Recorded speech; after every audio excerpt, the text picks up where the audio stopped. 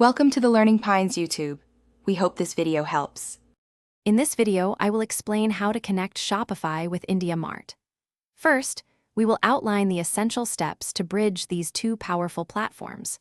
You will learn how to prepare your product listings from Shopify for easy upload to Indiamart. We will also cover strategies for efficiently managing your inventory and processing orders across both marketplaces, ensuring a smooth operational flow. This guide aims to simplify the integration process for your business. To begin, you will need to prepare your product data from Shopify. Navigate to your Shopify admin panel and export your entire product catalog as a CSV file. Carefully review this exported data, ensuring all product details, pricing, and stock levels are accurate. You might need to add specific columns or information required by Indiamart, such as product categories or minimum order quantities, before proceeding to the next stage of integration. Next, access your Indiamart seller account.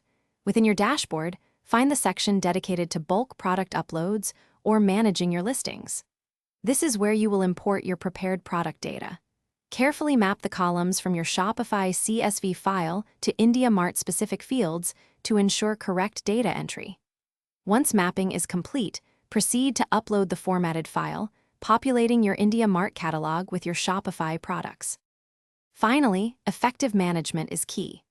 Regularly update your product inventory on both Shopify and Indiamart to prevent overselling. For orders received through Indiamart, manually create corresponding orders in your Shopify store to centralize fulfillment.